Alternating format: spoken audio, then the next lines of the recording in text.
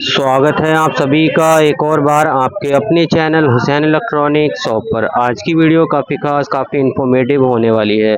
आज हम इस वीडियो के जरिए आप लोगों को माइक्रोटेक इन्वर्टर को रिपेयर करना बताने वाले हैं। मॉडल की बात करें तो मॉडल 825 E2 प्लस रहने वाला है। आज हम इस वीडियो के जरिए माइक्रोटेक का इन्वर्टर रिपेयर करेंगे जिसके अंदर है B8 PCB। ये जो इन्वर्टर आप देख रहे हो इसके अंदर जो प्रॉब्लम है उसकी बात कर लेते हैं। यह बैकअप मोड पर एकदम ओके चल रहा है, यानी कि बैकअप मोड बैटरी से ये ओके चल रहा है। जैसे ही इसके अंदर मेंस को कनेक्ट किया जाता है तुरंत से एक बीप देने लगता है, यानी कि जैसे ही हम इसके अंदर लाइट देते हैं तुरंत ये एक बीप का साउंड देने लगता है और इसकी जो आउटपुट है उसको ये बंद कर देता है। और जब तक ये बीप का साउंड देता है जब तक कि हम बैटरी का तार इससे अनकनेक्ट ना कर दें, यानी कि बैटरी का तार जब तक बैटरी पर लगा रहेगा तब तक ये बीप का साउंड देता रहेगा। आप इसको कितनी भी बार ऑन ऑफ करना ये ऑफ नहीं होगा और बीप का जो साउंड है वो कंटिन्यू देता रहेगा। तो ये एक ऐसी प्रॉब्लम है, अगर मान के चलें ये प्रॉब्लम इन्वर्टर में आ जाती है तो मैकेनिक जितने भी नए मैकेनिक हैं उनको बहुत ज़्यादा जो है परेशानी होती है इस प्रॉब्लम को सॉल्व करने में। तो आज की वीडियो काफ़ी ख़ास है। आज हम आप लोगों को ये जो प्रॉब्लम मैंने बताई है इसको सॉल्व करना सिखाने वाले हैं, बताने वाले हैं किस तरीके से आप इसको दूर कर सकते हो। ठीक है, आप देख सकते हो ये एक माइक्रोटेक की B8 PCB है जिसको हमने इन्वर्टर से बाहर कर लिया है। जो अभी हमने प्रॉब्लम की बात करी थी वह प्रॉब्लम इस PCB के अंदर थी, बट कहाँ से थी कैसे थी वो सारी बातें हम आपको डिटेल्स में बताने वाले हैं। देख सकते हो ये एक B8 मॉडल की PCB है। अगर आप इन्वर्टर का रिपेयरिंग का काम करते हो तो आप समझ गए होंगे कि ये B8 PCB है। ठीक है, आज हम आप लोगों को इस B8 PCB के बारे में एक ऐसी प्रॉब्लम बताने जा रहे हैं जो अक्सर माइक्रोटेक इन्वर्टर में देखने को मिल जाती है, बट ऐसी प्रॉब्लम जो है जल्दी सॉल्व नहीं हो पाती है।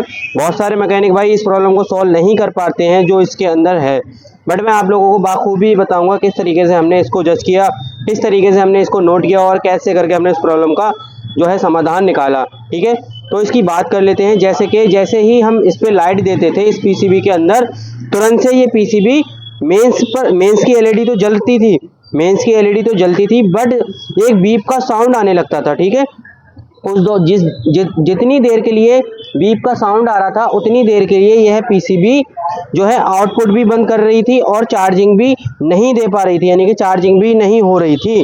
तो इसके अंदर दो प्रॉब्लम थी। पहली तो इसका बीप का साउंड था, ठीक, दूसरा इसका आउटपुट की प्रॉब्लम थी, तीसरी इसकी जो है चार्जिंग की भी प्रॉब्लम थी। ठीक है, तो यहाँ पर मैं आप लोगों को बताऊंगा इस प्रॉब्लम को कहाँ से हमने सॉल्व किया। ठीक, तो आपको इस वीडियो को कंप्लीट देखना है, अच्छी जानकारी इस वीडियो के माध्यम से आप लोगों को प्राप्त होने वाली है। तो हमने कहाँ से स्टार्टिंग की, ठीक है, सबसे पहले तो हमने इसका जो फेस होता है, जो लाइट होती है हमारी 220 वोल्ट, उससे न्यूट्रल तो इस जगह लगता है। ठीक है, फेस हमारा यहाँ लगता है, यहाँ पर दो फेस लगते हैं। ठीक है, एक फेस हमारा जैक के जरिए से लग जाता है, एक फेस हमारा तार के जरिए से लग जाता है। ये जो पॉइंट है यहाँ पर दो फेस दिए जाते हैं 230 वोल्ट। ठीक, उसके बाद हमने न्यूट्रल फेस को अच्छे से चेक करा। उसके बाद हमने यहाँ पर कुछ रेजिस्टेंस वगैरह होती हैं ये भी सारी अच्छे से चेक करी। ठीक है, उसके बाद जब ये बैकअप मोड पर, यानी कि जब ये बैकअप मोड पे ओके PCB थी तो हमने एक चीज़ को रियलाइज़ करा कि ये वाली जो रिले थी, ये जो पीली वाली रिले दिख रही है आपको, ये ओके थी। ठीक, ये वाली रिले ओके थी क्योंकि हमारा बैकअप मोड ओके चल रहा था। ठीक, अब हमने इस सेक्शन को छोड़ दिया, यानी कि हमने इस लाइट वाले सेक्शन को पूरी अच्छे से चेक कर लिया। उसके बाद आ जाते हैं हम मेंस सेंस वाले इस सेक्शन पर। जो मेंस लाइट होती है, लाइट का सेक्शन होता है हमारा। ठीक है, तो मेन सेक्शन पर हम आ जाते हैं और जो मेन सेक्शन, जो मेन मोटिव है, मेन जो काम होता है मेन सेक्शन का पिन नंबर 2 से होता है। ठीक, तो पिन नंबर जब हमने 2 को चेक करा, ये सारे डायोड वगैरह चेक कर लिए, रेजिस्टेंस वगैरह चेक कर ली, तो पिन नंबर 2 को हमने चेक करा। ठीक है, पिन नंबर हमने 2 को चेक किया तो 2 पर हमें जो मेन साइंस की जो वोल्टेज मिलते हैं वो पिन नंबर 2 से गायब थे।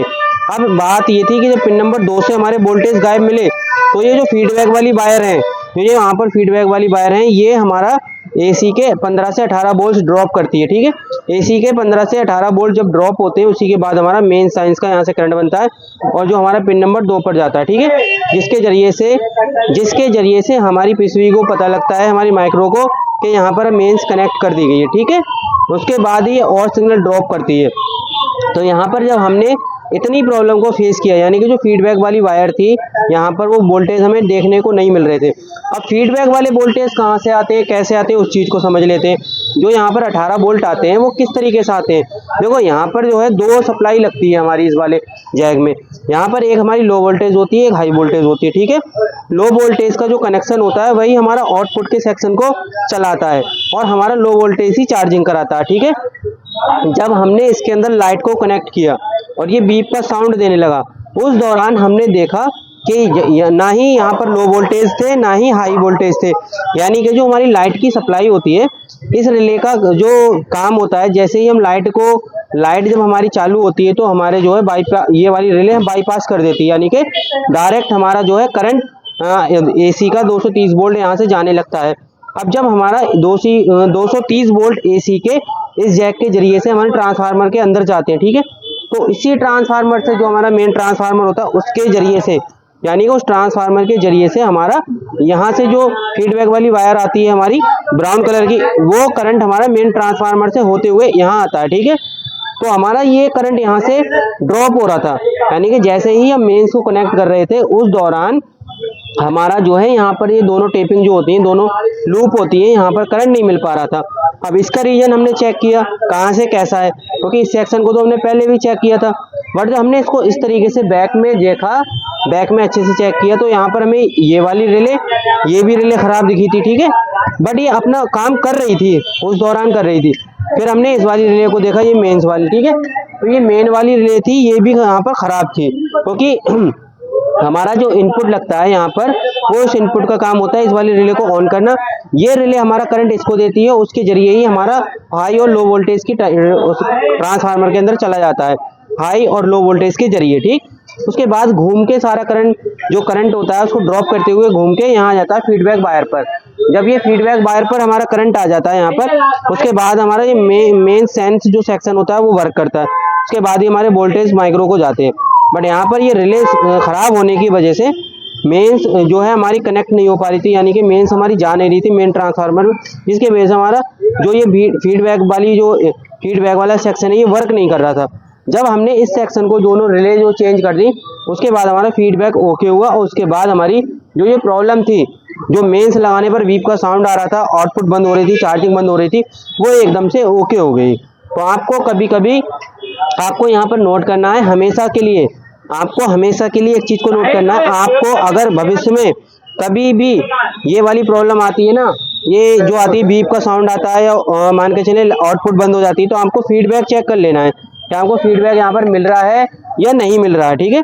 अधिकतर जो है फीडबैक के सेक्शन में ही ऐसा फॉल्ट देखने को हमें मिलता है। तो वीडियो को भाई लोगों करते हैं एंड। वीडियो काफ़ी लंबी हो चुकी है, वीडियो काफ़ी अच्छी थी।